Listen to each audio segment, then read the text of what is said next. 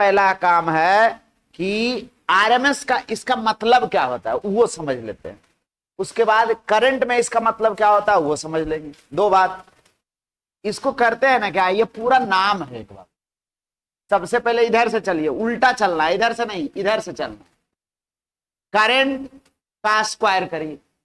Current का square का मतलब क्या हो गया, I1 square plus I2 square plus I3 square है। बात समझे, प्लस नहीं, केवल स्क्वायर का मतलब हुआ जो भी करंट है उसका स्क्वायर। चलो ऐसा ही का स्क्वायर करो। फिर बोला करंट का स्क्वायर का मीन।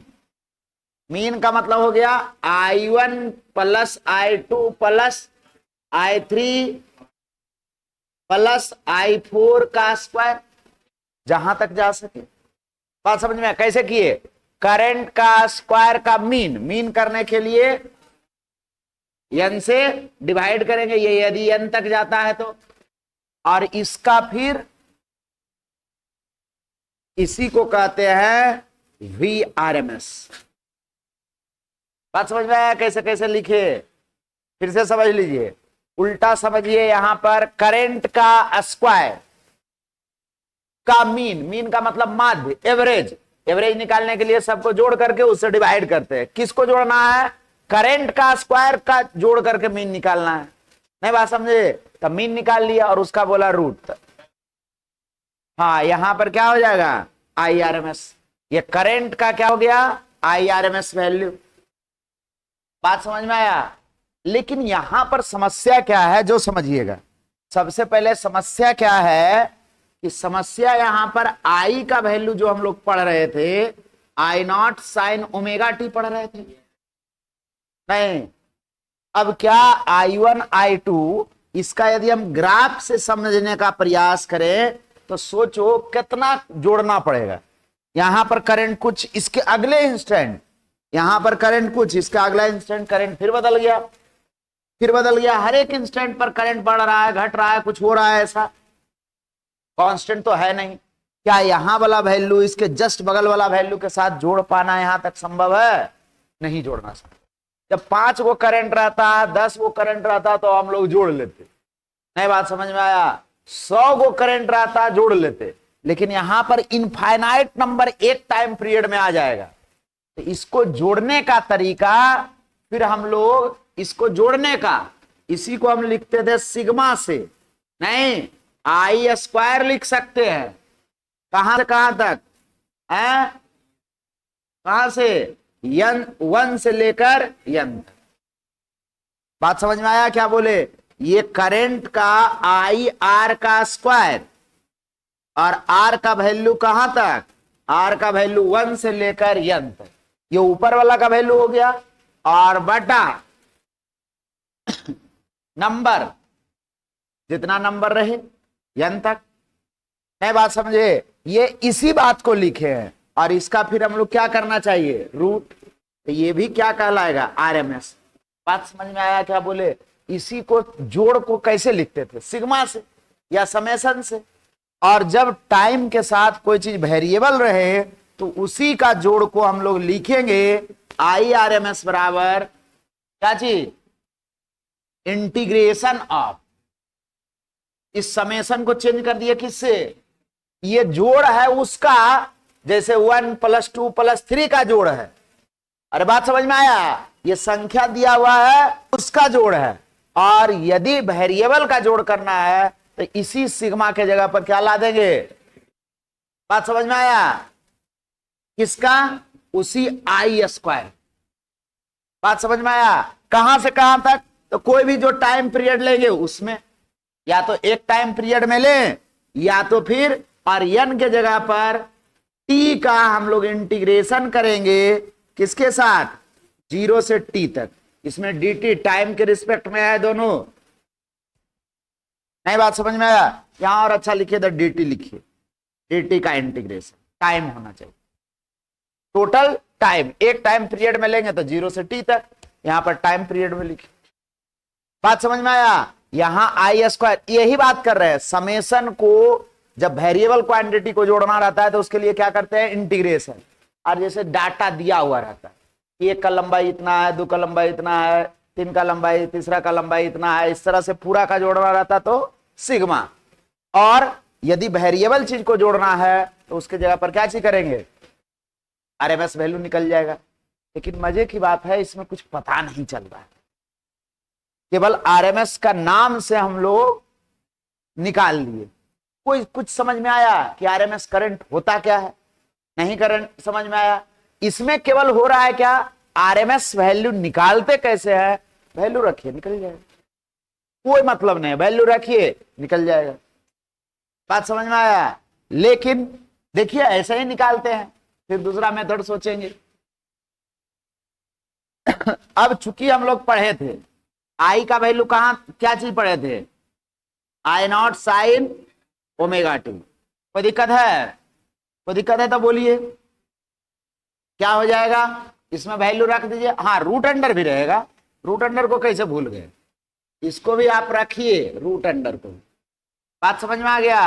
अब यहां पर वैल्यू रखेंगे तो क्या हो जाएगा, या रूट अंडर के जगह पर ऐसा भी कर सकते थे कि इसको लिख दीजिए आई स्क्वायर, स्क्वायर को इधर ले आए तो आई आरएमएस का स्क्वायर बराबर क्या हो जाएगा बताइए तो, इसका समेशन आई naught square sine square omega T D का इंटीग्रेशन किसी एक टाइम पीरियड में, और बटा टी का इंटीग्रेशन उसी टाइम पीरियड में। कोई दिक्कत है तो बात समझ में आया। अब साइन स्क्वायर का इंटीग्रेशन आप लोग बताइए, बताओ जल्दी जल्दी। यही साइन स्क्वायर का इंटीग्रेशन है, साइन स्क्वायर, साइन का इंटीग्रेशन नहीं है, साइन स्क्वायर का इंटीग्रेशन है। कैसे करेंगे, नहीं पढ़ा है। इसको क्या करेंगे ना, साइन स्क्वायर बराबर इसको 2 थीटा में कन्वर्ट करेंगे। बताइए 2 थीटा में फॉर्मूला, कॉस 2 थीटा बराबर फॉर्मूला याद है, बताइए 1 माइनस 2 साइन स्क्वायर थीटा, ऐसा पढ़े थे ना। कॉस 2 थीटा बराबर 1 माइनस 2 साइन स्क्वायर थीटा, तो साइन स्क्वायर थीटा बराबर क्या हो जाएगा, 1 माइनस कॉस 2 थीटा और बटा 2, नहीं आ जाएगा। तो यहां पर यही फॉर्मूला लगाएंगे किसके बराबर, आई नॉट का स्क्वायर तो बाहर आ जाएगा, कांस्टेंट है, और साइन स्क्वायर ओमेगा टी को लिख देंगे हम लोग क्या चीज, 1 माइनस कॉस 2 ओमेगा टी और बाई 2, और इसका इंटीग्रेशन कहां से कहां तक, 0 से टी। कोई दिक्कत है, कोई दिक्कत है तो बोलिए, बात समझ में आ रहा है, कोई दिक्कत है तो बोलो। और नीचे dt का इंटीग्रेशन तो जानते ही हैं कितना, t, इसमें लिमिट पुट कर सकते हैं 0 से कहां तक, तो आई आर एम एस का स्क्वायर बराबर क्या आ जाएगा बताइए, बोलो, वैल्यू रखिए। पहले यहां पर आई नॉट का स्क्वायर और इसका अलग अलग करो तो क्या हो जाएगा, 1/2 dt, 1/2 बाहर, dt का इंटीग्रेशन t। नहीं बात समझ में आया तो बोलो, लिख देते हैं। अरे समझ में आ रहा है, अरे 2 पार्ट में इंटीग्रेशन करेगा, 2 को नहीं होता है तो बाहर निकाल लो कांस्टेंट को। अब यहां पर क्या बच जाएगा, 1 माइनस कॉस 2 ओमेगा टी का इंटीग्रेशन कहां से कहां तक, 0 से t तक, नीचे लिमिट पुट कर दो t माइनस 0, होगा या नहीं। आई आर एम एस का स्क्वायर बराबर क्या हो जाएगा, आई नॉट स्क्वायर, ये dt है, dt यहां लाएंगे तो dt बचेगा, और dt का इंटीग्रेशन कितना हो जाएगा t, और फिर ये माइनस कॉस का इंटीग्रेशन, कॉस का इंटीग्रेशन माइनस साइन की साइन, साइन 2 ओमेगा टी, और इससे डिवाइड करते थे 2 ओमेगा से, याद करिए डिफरेंशिएशन रहता था तो गुना करते थे, और इंटीग्रेशन रहेगा तो डिवाइड करेंगे। ये इसका इंटीग्रेशन हो गया, इसमें लिमिट पुट कर देंगे कहां से कहां तक, 0 से t तक, और नीचे आ गया है क्या चीज, t, तो t को हम यहां लिख रहे हैं 2t, अरे नीचे चल जाएगा, कोई दिक्कत है। अब लिमिट पुट कर लीजिए, आ गया आंसर, और क्या। आई नॉट का स्क्वायर बटा 2t, लिमिट पुट करिए इसमें, इस t के जगह पर कैपिटल टी पुट किए, माइनस साइन 2 ओमेगा का वैल्यू 2 पाई बटा टाइम पीरियड, और इस t के जगह पर t और बटा 2 ओमेगा, माइनस लोअर लिमिट यहां पर पुट करेंगे तो 0, और माइनस ये वाला हो जाएगा प्लस साइन 2 ओमेगा, और t के जगह पर पुट कर दिए कितना 0। बुझाया या नहीं? पहले अपर लिमिट पुट किए इस t के जगह पर, यहां पर t आ गया, फिर यहां पर t आया, और इस ओमेगा को लिख दिए 2 पाई अपॉन टाइम पीरियड। लिखेंगे, कोई दिक्कत है? अब बताइए, फिर लोअर लिमिट रखेंगे तो यहां पर 0 माइनस लगाए हैं, और फिर ये वाला माइनस इससे भी मल्टीप्लाई होगा तो ये कैसा हो जाएगा प्लस, और यहां पर 2 t के जगह पर, ऐसे भी इसका कोई मीनिंग है नहीं, ये हो गया साइन 0, और साइन 0 का वैल्यू 0, कोई मतलब बचा नहीं, माइनस रहे या प्लस रहे। आई आर एम एस का वैल्यू क्या आ गया? आई नॉट का स्क्वायर बाई 2t। अब बताइए, यहां t से t कट गया, और ये आ गया 4 पाई, साइन 4 पाई का मतलब फिर से साइन 0, साइन 4 पाई का मतलब कैसा साइन 0, बात यही ना होता है। साइन 2 पाई का भी मतलब 0, साइन 4 पाई का भी मतलब 0, और साइन 6 पाई जब भी इवन पाई आएगा तो उसका मतलब 0 नहीं, और जब जैसे ही साइन 0 रहेगा तो उसका वैल्यू कैसा आ जाएगा 0, ये वाला t बचेगा, और ये वाला क्या हो जाएगा, और ये वाला 0 था ही, और वो वाला भी कैसा हो जाएगा, सब 0 हो गया। ना बात समझे? देखने में खाली लग रहा क्या चीज, आई आर एम एस का स्क्वायर बराबर ये कैसा हो जाएगा, आई नॉट का स्क्वायर इंटू टी और बटा 2t, t से t गया, आई आर एम एस बराबर हो जाएगा under root of I naught का स्क्वायर बाई 2। कोई दिक्कत है?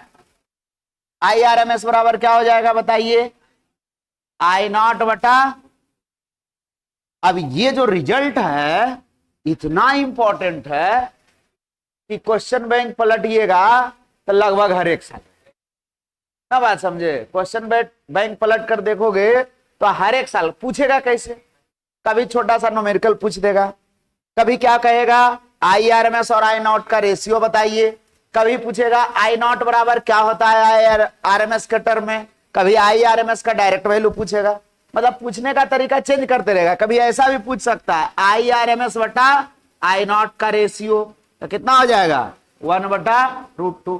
कभी ऐसा भी पूछ सकता है आई नॉट बटा आई आर एम एस का वैल्यू, ना बात समझे? और तुम्ही लोग में से कोई कोई आ जाएगा कहने के लिए कि सर कॉपी में आप ये लिखाए थे, हम देखिए ऐसे मार के चला है, और into I R M S, नहीं बात समझे? ऐसा नहीं कि कुछ पूछा है तो 1 बटा रूट 2 ही मारेंगे। अब बाद में दोष दे दीजिएगा टीचर का कि आप देखिए सर कॉपी में ऐसा लिखा है, कौन सा चीज पूछ रहा है उसके अकॉर्डिंग आंसर देंगे। बात समझ में आया? आई आर एम एस करेगा तो ऐसा, कोई दिक्कत है? देखो सो रहा है, अभी ये भी किया सो रहा है, और थोड़ा देर रूम में सो लेता है, एक पीरियड बाद आता है। ये बात समझ में आया आपको? कोई दिक्कत है? तो आरएमएस वैल्यू क्या है, देखो कैसे आया उससे ज्यादा इंपॉर्टेंट क्या है, क्या आया, रिजल्ट याद रखना जरूरी है। बात समझो। अब यहां पर कुछ हमको समझ में नहीं आया ना, बात समझ में आया? केवल नाम का उपयोग करके हम लोग रिजल्ट ले आए, करंट के बारे में कुछ नहीं समझ में आया। कि यदि कोई पूछ दिया कि आरएमएस करंट कहते किसको है, बात बुझा रहा है? केवल नाम का उपयोग किए और मैथमेटिकल टर्म में उसको ले आए। अब जरा समझिए कहते किसको है आरएमएस करंट। पिछला क्लास हम लोग एवरेज करंट देखे थे, याद है? एवरेज करंट में क्या देख रहे थे कि जितना चार्ज फ्लो किया कितना देर में, टाइम पीरियड के आधे समय, पूरा समय लेंगे तब तो बताए थे ना, जैसे पूरा टाइम पीरियड लेंगे तो चार्ज फ्लो कैसा दिखाएगा 0, लेकिन जैसे ही बात रहेगा आधा टाइम पीरियड का या कोई और टाइम पीरियड में, तो फिर उसमें देखना पड़ेगा कि पूरा साइकिल हो रहा है तब तो 0 कह देंगे, और यदि पूरा साइकिल नहीं हुआ तो फिर क्या चीज जो निकल कर आ जाए। अब यहां पर भी उसी तरह से समझते हैं कि ये आरएमएस करंट कहते किसको है। तो आरएमएस करंट का वह वैल्यू है जो एक टाइम पीरियड में या आधा टाइम पीरियड में, दोनों में कोई अंतर नहीं है। बात समझे? पहले तो हम बतेबे नहीं करते थे कि इसको इंटीग्रेशन कहां तक करो, 0 से t तक करो। इंटीग्रेशन जो 0 से t करवाया है इसमें भी t/2 तक करवाते थे, और t/2 भी करवाइएगा तो रिजल्ट पर कोई अंतर नहीं पड़ेगा, वही बात आएगा। बात समझ में आया? देख लो यहां t/2 पुट करेंगे, यही ना करेंगे, और दवा की सब पहले से 0 है, तो t/2 पुट करेंगे तो ये वाला कट जाएगा, फिर से तो sin 2π बच जाएगा, और sin 2π का भी वैल्यू कितना होता है, मतलब रिजल्ट पर कोई अंतर पड़ने वाला नहीं है। 0 से t तक में भी इंटीग्रेशन करेंगे तो वही आएगा, और 0 से t/2 तक में भी करेंगे तो पर भी वही आएगा, और यहां पर आ जाएगा t/2। तो नीचे भी जो इंटीग्रेशन करेंगे फिर तो वही ना इंटीग्रेशन करेंगे 0 से t/2 तक ही, तो कोई रिजल्ट पर अंतर पड़ेगा। बात समझ में आया? तो रिजल्ट पर या आधा टाइम पीरियड में आरएमएस करंट देखिए या पूरा टाइम में देखिए, रिजल्ट पर कोई अंतर पड़ना नहीं है। जबकि एवरेज करंट में ऐसा बात नहीं था, याद है? एवरेज करंट में पूरा टाइम में कैसा होता था, और आधा टाइम में 1 क्या चाहिए √2 2I0 बटा पाई, बुड़बक कहीं का क्या आया था एवरेज वैल्यू कितना आया था 2I0 बटा पाई। ये बात आपको समझ में आ रहा है? क्या बोल रहे हैं जो समझ में आया? देखिए अब यहां पर समझने का प्रयास करते हैं कि आरएमएस करंट क्या होता है। तो देखिए ये भी एक प्रकार का कांस्टेंट करंट है। ये कब कांस्टेंट करंट है? मान लीजिए कि एक रेसिस्टर है, 5 ओम का है, 10 ओम का, 50 जो भी मानना है, उसमें 5 मिनट तक धारा प्रवाहित किए, एक बार अल्टरनेटिंग करंट प्रवाहित किए तो देखे कितना उष्मा उत्पन्न हुआ। यदि 50 जूल उष्मा उत्पन्न हुआ तो एक वैसा कांस्टेंट करंट मानिए जो उसी रेसिस्टेंस से उतना ही समय तक प्रवाहित होता है तो उतना ही उष्मा उत्पन्न करता है, तो उस कांस्टेंट करंट को क्या कहते हैं? RMS current. नई बात समझ में आया? देखो ठेठ भाषा में समझिए, एक रेसिस्टेंस लिए कितना ओम का, एक बार इसमें करंट प्रवाहित किया I0 sin ω t, जितना भी टाइम तक t = मान लिए 5 मिनट तक, जो भी मानना है, और एक बार उसी रेसिस्टेंस से R वाला से इसमें कांस्टेंट करंट प्रवाहित, इसमें यदि उष्मा उत्पन्न हुआ H = 50 जूल 5 मिनट में, तो इसमें भी उतना ही टाइम में 5 मिनट में ही कितना उष्मा उत्पन्न हो जाता है, 5 मिनट में 50 जूल यदि उष्मा उत्पन्न हो जाता है तो इस करंट को हम लोग कह देंगे आरएमएस। बात समझ में आया? मतलब किसी दिए गए प्रतिरोध से दिए गए समय में प्रत्यावर्ती धारा जितना उष्मा उत्पन्न करता है, यदि कोई कांस्टेंट करंट उसी प्रतिरोध से उसी समय अंतराल में उतना ही उष्मा उत्पन्न करता है, तो इस कांस्टेंट करंट को क्या कहते हैं? सब कुछ कांस्टेंट मतलब उतना ही टाइम तक उतना ही प्रतिरोध और उतना ही उष्मा उत्पन्न करे। कौन? एक बार अल्टरनेटिंग करंट और एक बार कांस्टेंट करंट। तो कांस्टेंट करंट वाला को क्या कह देंगे? RMS current. बात समझ में आया? इसलिए जहां जहां हीट का बात होगा उस सब जगह पर कौन सा करंट यूज करेंगे? और ठेठ भाषा में कुछ नहीं बुझा है तो 90% जगह पर आरएमएस करंट ही होता है, यूज होता है, या कहिए 99% जगह। तो नहीं भी बुझा रहा है ना कि कौन सा करंट दिया हुआ है, कौन सा ईएमएफ दिया हुआ है, यदि तुक्का ही लगाना है तो उसको मान लेंगे क्या चीज? आरएमएस। बात बुझा रहा है? यदि कुछ नहीं दिया हुआ है तो ज्यादा चांस है वो क्या लिख रहा है, कुछ नहीं लिखा कि पिक वैल्यू है कि एवरेज वैल्यू है कि आरएमएस वैल्यू है, केवल लिख दिया कि करंट इतना प्रवाहित हो रहा है, तो हम लोग अपने मन से क्या उसको समझेंगे? कुछ और रहेगा तो वह स्पष्ट बताएगा। बात बुझा रहा है? क्या बोल रहे हैं? जैसे पिक वैल्यू देगा तो लिख कर देगा कि पिक वैल्यू ऑफ करंट इतना है, एवरेज वैल्यू देगा तो लिख कर देगा, लेकिन कुछ नहीं लिखा, इसका मतलब हम लोग क्या समझेंगे? RMS current. अरे जैसे कल कुछ बोला गया था कि आज क्लास होगा नहीं होगा, जब कुछ नहीं बोला गया तो जैसे रूटीन दिया गया है वो चलेगा, और मान लिया जाए कुछ परिवर्तन रहता है तो उसमें सर पिछले क्लास बता देंगे कि कल ही सब्जेक्ट के जगह पर ये होगा या एक पीरियड नहीं होगा, कुछ ऐसा बताएंगे ना। उसी तरह यहां पर भी दिमाग लगाना है कि कुछ नहीं दिया रहे तो जैसे रूटीन का फॉलो, वैसे ही यहां पर अपने आप आरएमएस वैल्यू। कुछ नहीं बोला, क्या मानकर चलेंगे, आरएमएस वैल्यू ईएमएफ का भी और करंट का भी। बात समझ में आया, कोई दिक्कत है? तो सबसे पहले आप क्या करिए, एक डिफिनेशन लिख लीजिए। क्या डिफिनेशन लिखिएगा, आरएमएस करंट का, रूट मीन स्क्वायर करंट का क्या चीज, रूट मीन स्क्वायर करंट का, स्क्वायर करंट आई आरएमएस का डिफिनेशन लिखिएगा। The constant current, the constant current which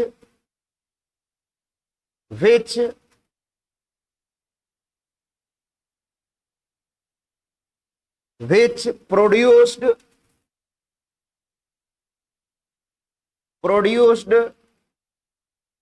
equal heat in a given resistor in given time, in a given time, in the given time, as alternating current produced in the same resistor,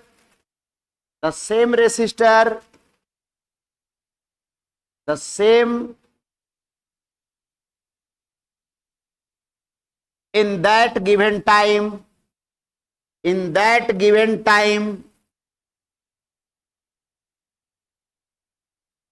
known as root mean square current, root mean square current।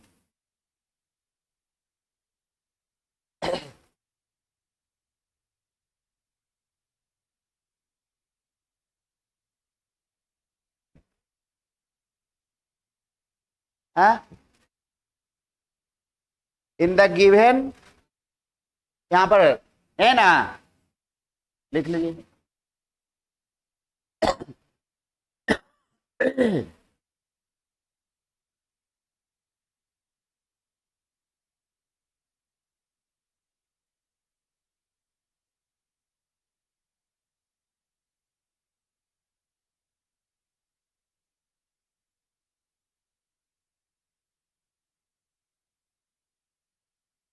कोई दिक्कत है? अब देखो यहां से भी निकाल सकते हैं आरएमएस करंट, मैं बात समझे, वो तो केवल नाम का यूज करके निकाल लिए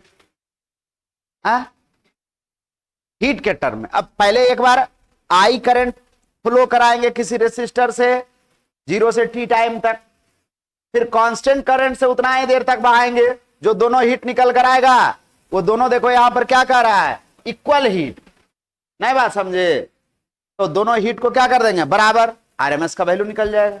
नहीं बात समझ में आया? बता दें, 2-3 लाइन लिख देते हैं, उसके बाद फिर वही आ जाएगा। बात समझ में आया? कोई दिक्कत है? पहले हिंदी लिख लीजिए, लिखिए तो हिंदी। वह नियत धारा जो किसी दिए गए प्रतिरोध में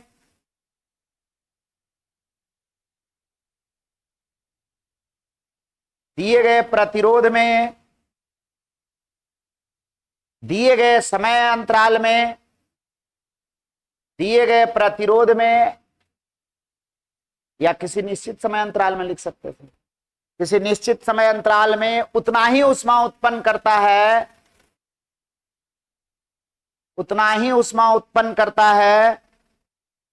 जितना कि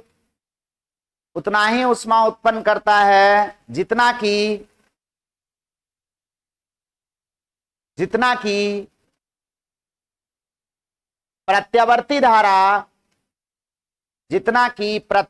धारा उसी प्रतिरोध से जितना कि प्रत्यावर्ती धारा उसी प्रतिरोध से उसी समय अंतराल में उत्पन्न करता है प्रत्यावर्ती धारा, ये उत्पन्न करता है वर्ग माध्य मूल धारा कहलाता है, वर्ग माध्य मूल धारा कहलाता है, वर्ग माध्य मूल धारा कहलाता है, वर्ग माध्य मूल धारा कहलाता है। फिर से बोले, बात समझ में आया? देखिए कैसे निकालेंगे। करंट का मान कितना मान लिए, I is equal to I naught sine omega T. अब कोई भी प्रतिरोध में उत्पन्न ऊष्मा निकालेंगे dt टाइम में, चूंकि टाइम के साथ करंट वेरिएबल है। नहीं बात समझे? तो लिखेंगे हीट प्रोड्यूस्ड इन कितना dt टाइम इन रेसिस्टर कौन सा R, DH बराबर नहीं क्या चीज हम लोग फॉर्मूला पढ़े थे, H is equal to I square R T, है ना। तो यहां पर लिखेंगे आई स्क्वायर आर और इंटू डी टी। टाइम छोटा लिए हैं, टाइम कैसा लिए हैं, छोटा, जिस टाइम में लिया है उतना रख दिए। अब बताइए DH बराबर क्या आ जाएगा, आई का वैल्यू रख दीजिए, I naught sine square omega t r और इंटू डी टी। इसको क्या लिख सकते हैं, DH बराबर I naught square r sine square omega t into D t, और इंटीग्रेशन करेंगे दोनों तरफ पूरा हीट निकालने के लिए। नहीं, heat produced in 0 to t time, heat produced in कितना 0 to t टाइम। तो दोनों तरफ क्या कर देंगे, इंटीग्रेशन करेंगे DH का, और इधर इंटीग्रेशन करेंगे आई स्क्वायर आर बाहर आ जाएगा, और देखो साइन स्क्वायर ओमेगा टी और इंटू डी टी। नहीं, 0 से कहां तक, 0 से तो H बराबर क्या आ जाएगा, फिर से वही बात आएगा। अरे ये तो आई स्क्वायर आर रह जाएगा। अरे बात समझ में आ रहा है या नहीं? और इस पूरे का इंटीग्रेशन अभी निकाले हैं, देखो साइन स्क्वायर का इंटीग्रेशन, देखो यहां यही साइन स्क्वायर, आई नॉट तो बाहर आ गया था, साइन स्क्वायर का इंटीग्रेशन 0 से t टाइम तक में कितना आया था, t आया था। तो यहां पर भी इसका इंटीग्रेशन करेंगे तो क्या आ जाएगा, पक्का कहां से लाए, अभी कर दिए थे, एक बार हो गया, अब इंटीग्रेशन तो 2 बार नहीं ना करेंगे। अब जब कांस्टेंट करंट बहेगा, व्हेन क्या चीज, आई आरएमएस कांस्टेंट करंट, ऐसा लिख सकते हैं क्या चीज, कांस्टेंट करंट फ्लोज थ्रू कितना, थ्रू द सेम रेसिस्टर इन कितना time, in 0 to t time. नहीं बात समझ में आया, 0 तो कितना टाइम, क्या चीज, थ्रू द सेम रेसिस्टर। नहीं बात समझ में आया? अरे उधर बजने लगता है तो नहीं बात समझे, दिमाग भी बजने लगता है। बात समझ में आया? कोई दिक्कत है? अब यदि आरएमएस करंट बहा तो H इज इक्वल टू कितना होगा, कांस्टेंट करंट में तो डायरेक्ट लगा देते हैं आई स्क्वायर आर टी। तो यहां आई का वैल्यू कितना हो गया, आई आरएमएस का स्क्वायर आर और इंटू टाइम इंटरवल कितना है टी। नहीं, H इज इक्वल टू, बात समझ में आया, H इज इक्वल टू क्या चीज हो जाएगा, ये इक्वेशन दूसरा हो गया। बात समझ में आया या नहीं? अरे कांस्टेंट जब करंट बहता था तो डायरेक्ट आई स्क्वायर आर टी लगाते थे, वहां तो वेरिएबल करंट था इसलिए ना dt टाइम लगाए थे। दोनों हीट को क्या कर देंगे बराबर बाई 1 एंड दोनों हीट डिफिनेशन में कह रहा है बराबर हीट उत्पन्न करना चाहिए बराबर।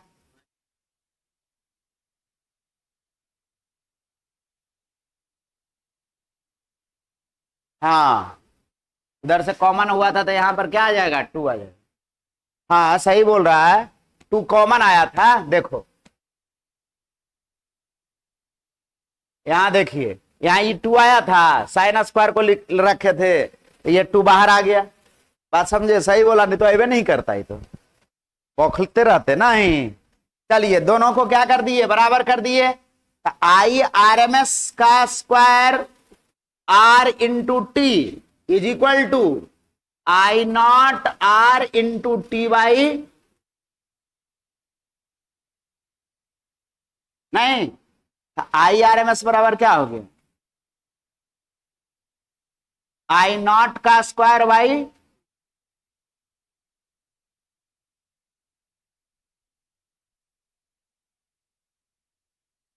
आप जैसे सोचिए वैसे बनेगा। बात समझ में आया। कुछ नाम यूज केवल नाम का यूज कर लेना है कुछ नहीं समझना चाहते हैं कुछ नहीं समझना चाहते हैं केवल नाम का उपयोग करना चाहते हैं तो ऐसे बनाइए। बात समझ में आया। और यदि आपको समझ कर बनाना है कि जैसे जैसे डिफिनेशन है हम वही काम करेंगे तो फिर ऐसे करिए। यहां पर साइन का इंटीग्रेशन पूरा कॉपी करना पड़ेगा। यदि डेरिवेशन आ गया कि आईआरएमएस का वैल्यू निकालिए तो फिर यदि इस मेथड से निकालते हैं तो फिर यहां पर क्या चीज रखना होगा साइन स्क्वायर का इंटीग्रेशन जैसे किए थे 5 नंबर में पूछा है तो निकालना पड़ेगा। और ऐसे निकालिए भाई वैसे निकालिए नंबर दोनों से बराबर आए। ज्यादा अच्छा कौन है वो हमसे पूछेगा तो ये ज्यादा अच्छा। क्यों ज्यादा अच्छा है डिफिनेशन के अकॉर्डिंग चल रहा है उन नाम के अकॉर्डिंग चल रहा है वो भी गड़बड़ नहीं है। लेकिन यहां पर क्या हुआ जैसे हम करंट को डिफाइंड किए वैसे वैसे करके साबित कर दिए। बात समझ में आया। अब जो आपको लिखना है दोनों लिख लीजिए 2 मिनट टाइम लगेगा। 2 तरह का बात आया। एक हम लोग अभी तक क्या पढ़े थे एवरेज वैल्यू। बात समझ लो एवरेज वैल्यू क्या पढ़े थे एवरेज वैल्यू ऑफ करंट। बात समझिएगा इधर। और इधर हम लोग पढ़ेंगे क्या चीज average value of EMF. Average value of क्या चीज ईएमएफ क्या होगा बताइए। एक एवरेज वैल्यू किसका करंट का और एक एवरेज वैल्यू किसका ईएमएफ का। बात समझ में आया कोई दिक्कत है। एक एवरेज वैल्यू किसका करंट का और एक एवरेज वैल्यू। यहां पर इक्वेशन क्या माने थे I is equal to I naught sine omega t. कोई दिक्कत है। तो यहां पर इसका आई का एवरेज मान कितना आया था बोलो 2 आई नॉट बटा पाई। कौन सा इंटरवल इन कौन सा 0 टू t/2। यदि यही आई एवरेज का वैल्यू देखे तो कितना कौन सा आएगा बोलो क्या चीज आई एवरेज 0 आएगा इन कौन सा टाइम इंटरवल 0 से t। नहीं बात समझ में आया कोई दिक्कत है। और इसका एवरेज मान हो गया ना। और अब की बार हम लोग क्या देखते हैं आरएमएस मान आई आरएमएस का वैल्यू आई नॉट बटा √2। नहीं बात समझ में आया। इसमें कोई सा भी टाइम इंटरवल इसमें टाइम इंटरवल का कोई मीनिंग 0 से t/2 भी रहेगा तब पर भी वही आएगा और 0 से t तक भी रहेगा। अब जरा ईएमएफ के बारे में सोचिए। ईएमएफ का जनरल इक्वेशन कैसा माने थे जाई नॉट साइन ओमेगा टी। और बताइए ईएमएफ का एवरेज वैल्यू पूछता ईएमएफ का भी निकाले नहीं है लेकिन एवरेज वैल्यू पूछता तो क्या आता 2 जाई नॉट बटा। कोई दिक्कत है।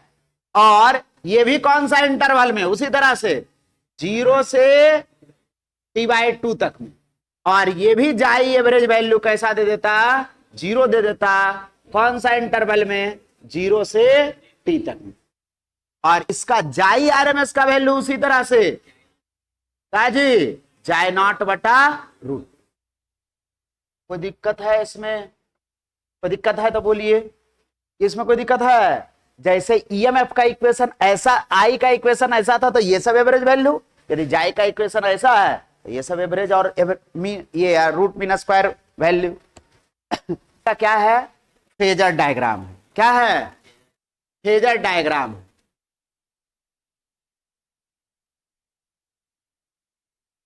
फेजर डायग्राम, बात समझे। फेजर डायग्राम है क्या, कुछ नहीं, समझने का एक प्रक्रिया है जो आसानी से अल्टरनेटिंग करंट के अलग अलग वैल्यू को एक छोटा सा ग्राफ से समझ में आ जाए या एक्सप्लेन हो जाए, उसी को कहते हैं क्या चीज, फेजर डायग्राम। बात समझ में आया। इसमें बहुत सारा वैल्यू आया, जैसे करंट पहले पढ़े थे डायरेक्ट करंट में, तो एगो करंट का वैल्यू आता था, नहीं बात समझ में आया, कितना वैल्यू आता था, एगो करंट का वैल्यू आता था। यहां पर क्या है, करंट का वैल्यू हर समय बदल रहा है, तो दो तीन तरह का करंट आ गया, जैसे peak value of current, average value of current, RMS value of current, और एगो और करंट। वो करंट भी तो हर समय जो बदल रहा था, कितना करंट आ गया, करंट का भी वैल्यू 4 गो होगी। तो इन सभी को एक साथ एक्सप्लेन करने के लिए एक ग्राफ का उपयोग करते हैं। उसी ग्राफ को हम लोग क्या कहते हैं, उसका टाइम पीरियड क्या है, अभी इसमें बहुत सारा बात छोड़ दी है। टाइम पीरियड क्या है, फ्रीक्वेंसी क्या है, बात समझ में आया, फेज क्या है। अभी फेज तो हम बातें नामे नहीं लिए, फेज का नाम नहीं लिए, फेज क्या है, इन सब बात को एक्सप्लेन करने के लिए एक ग्राफ का उपयोग किया जाता है। उसी ग्राफ को कहते हैं फेजर डायग्राम या सिंपली फेजर। बात समझ में आया, या तो फेजर डायग्राम कहिए या उसी को सिंपली क्या कहिए, फेजर कहिए। तो बात समझ में आया। तो एक लाइन में लिख लीजिए, क्या लिखिएगा, since alternating current and EMF,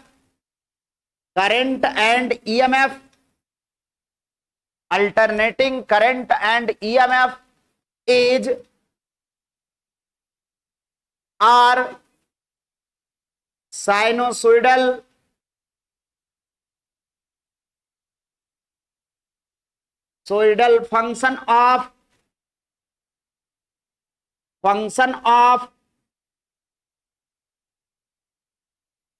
function of time. So to explain alternating current,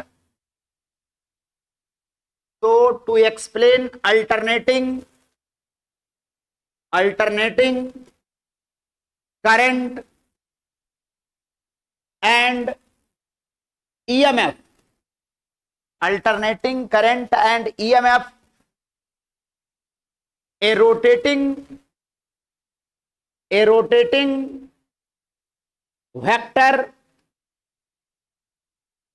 is used, known as phasor.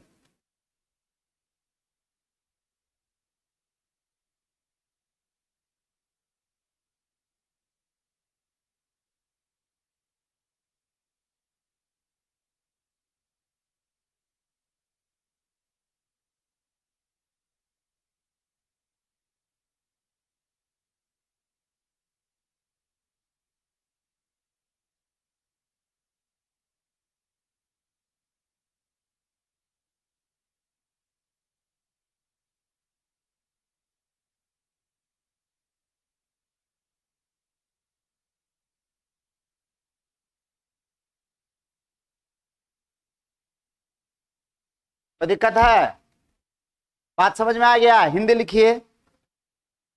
लिखिएगा, चूंकि अल्टरनेटिंग ईएमएफ, प्रत्यावर्ती धारा और ईएमएफ लिखो, चूंकि प्रत्यावर्ती धारा और ईएमएफ साइन या कोसाइन का समय फलन का साइन या कोसाइन का समय फलन होता है, साइन या कोसाइन का समय फलन होता है। इसलिए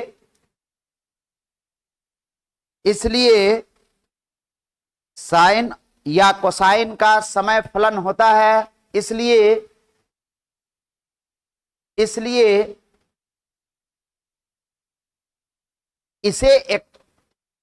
इसे वर्णन करने के लिए इसे वर्णन करने के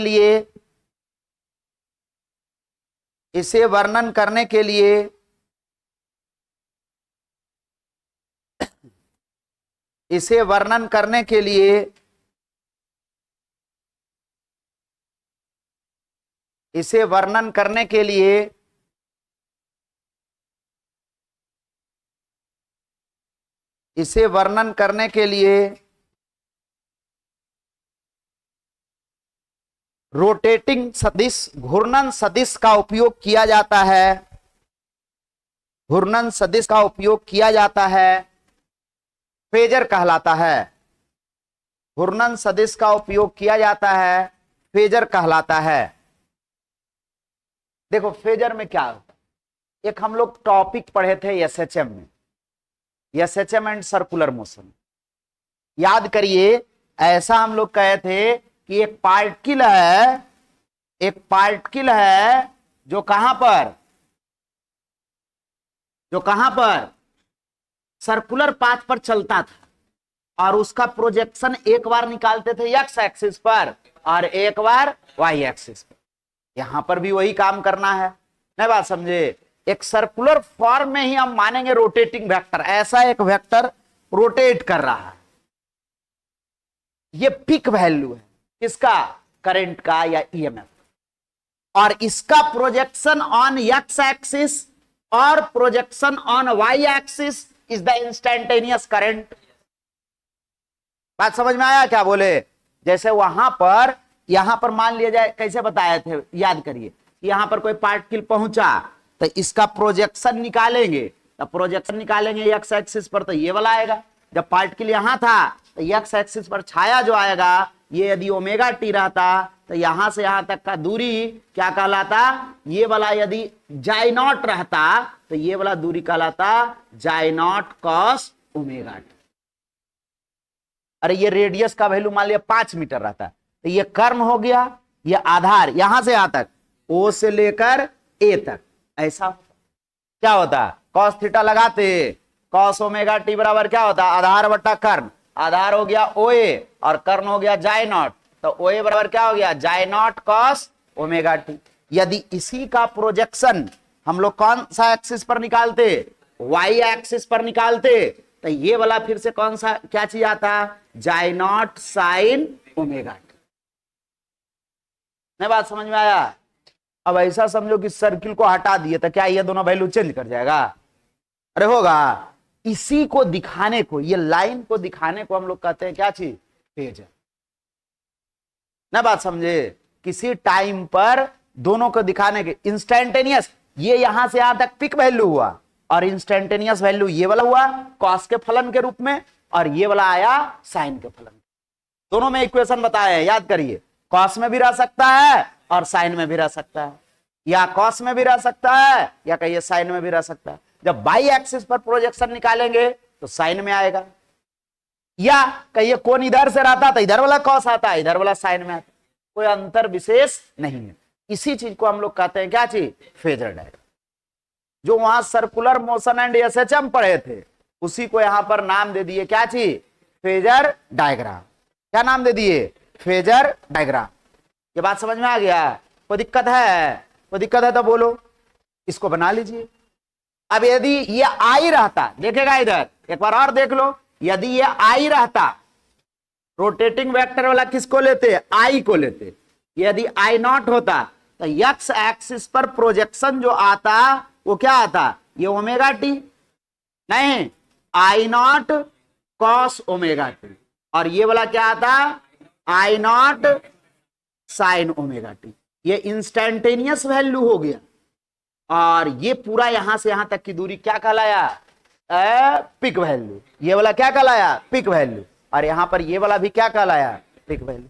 अब हम लोग आगे क्या करेंगे? दोनों को एक साथ ले आएंगे, आई को भी और जाई को भी। यही काम यहां पर करना है। एक बार पहले आर सर्किट में पढ़ना है, आई और जाई को दिखाना है एक साथ कि आई कौन सा डायरेक्शन में है और जाई कौन सा डायरेक्शन में है।